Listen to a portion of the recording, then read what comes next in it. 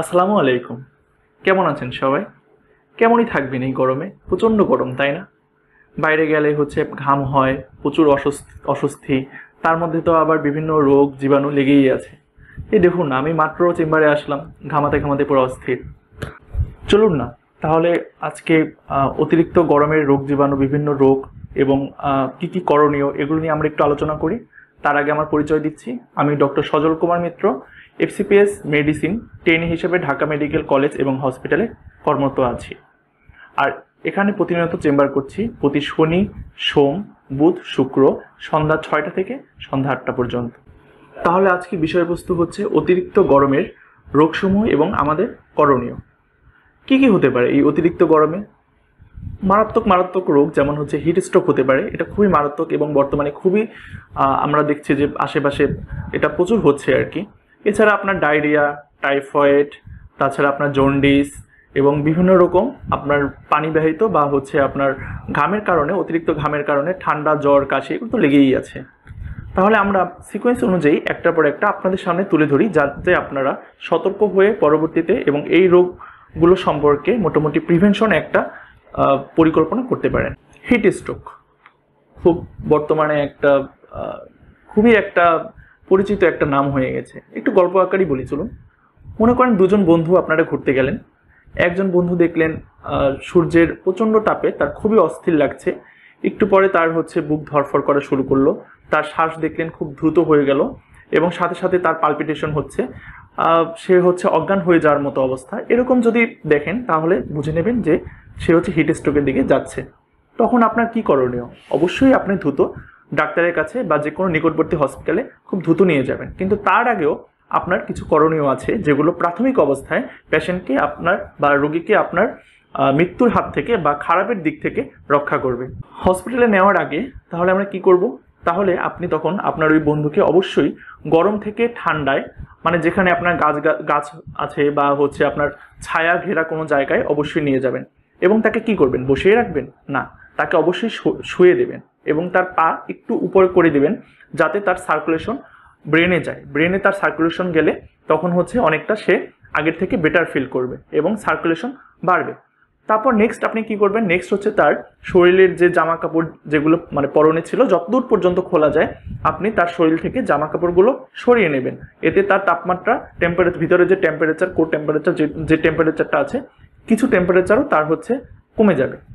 তারপর হচ্ছে আপনার কাছে যদি ভিজা কোনো পানির বোতল বা কোনো রুমাল এগুলি থাকে, তাহলে হচ্ছে পানিতে ভালো মতো ওই রুমালটা ভিজিয়ে পুরো শরীর তাকে মুছিয়ে দেবেন, বিশেষ করে তার বগলে কিংবা তার ঘাড়ে, এসব জায়গায় খুব সুন্দর করে মুছিয়ে দেবেন। আর যদি কোথাও যদি বরফ পান তাহলে হচ্ছে তাকে বরফ দিয়ে পুরো শরীর, তাকে স্পঞ্জের মতো করে একদম পুরো শরীরে তাকে হচ্ছে বরফ দিয়ে প্রলেপ করাবেন আর কি পুরো শরীর। এবং সাথে তাকে অবশ্যই, সে যদি মানে সেমি কনসাস বা হচ্ছে পানি খাওয়ার মতো এরকম হয়, তাহলে একটু তার মুখে অবশ্যই পানি খাওয়াবেন। এতে তার হচ্ছে টেম্পারেচারটা কিছুটা কমে যাবে। তখন আপনি দ্রুত হসপিটালে নিয়ে যাবেন, কিন্তু মনে রাখবেন হসপিটালে তাকে অবশ্যই নিতে হবে। এবার চলুন অন্যান্য রোগ নিয়ে একটু আলোচনা করি। আর কি কি সমস্যা হতে পারে গরমের মধ্যে? এই গরমের মধ্যে হচ্ছে বাইরে ঠান্ডা পানি বেশি খাওয়া হয়, এর জন্য গলার টনসিলাইটিস বা ফেরিনজাইটিস বা আপনার ফিভার, এরকম বিভিন্ন রকম রোগ হতে পারে। তাছাড়া আমরা হচ্ছে অতিরিক্ত গরম, বাইরের শরবত, বিভিন্ন শরবত এগুলো আমরা খেয়ে থাকি, তখন ওখান থেকে আমাদের টাইফয়েড হতে পারে। বা হচ্ছে আপনার বেশি ঘামের কারণে অনেক সময় আপনার সোডিয়াম কমে যায়, সেক্ষেত্রে আপনার দুর্বলতা, হেপাটাইটিস বা বিভিন্ন স্কিন ডিজিজ এগুলো হচ্ছে গরমের মধ্যে হতে পারে। এবার আসুন আমরা গরমের দিনে আমরা আমাদের করণীয় কি সেগুলো নিয়ে একটু আলোচনা করি। প্রতিদিন প্রায় 8 থেকে 10 গ্লাসের মতো পানি পান করবেন। রসালো ফল, প্রতিদিনই কিছু না কিছু রসালো ফল খাবেন।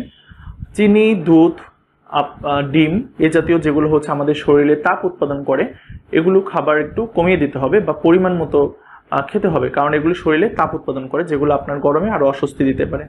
এছাড়া বিভিন্ন সফট ড্রিঙ্কস এগুলো তো টোটালি বন্ধ করতে হবে। আপনারা জানেন সফট ড্রিঙ্কসে প্রচুর পরিমাণ চিনি থাকে, যেগুলো আমাদের শরীরের জন্য খুবই ক্ষতিকর। এগুলো যত পরিমাণ টোটালি খাবেনই না।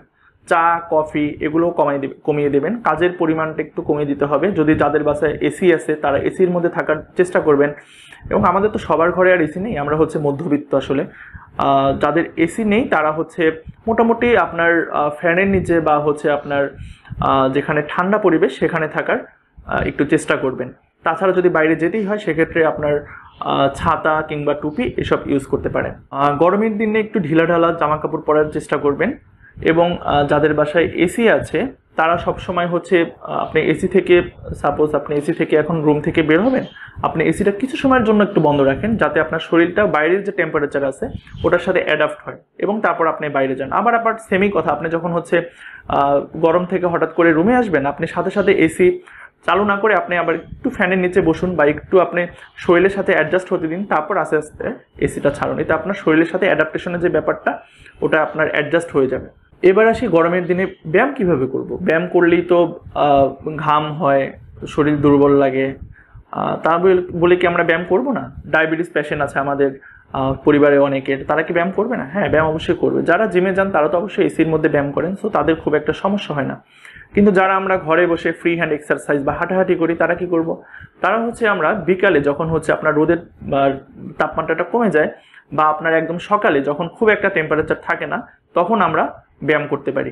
এবং ব্যায়াম করার আগে আপনি কিছু অবশ্যই পানি এবং ব্যায়াম করার পরে অল্প কিছু পানি খেয়ে নিলেন, এতে আপনার ভিতরের যে হিউমিডিটি ওটা ঠিক মতো মেনটেন হবে। আরেকটা গুরুত্বপূর্ণ বিষয় হচ্ছে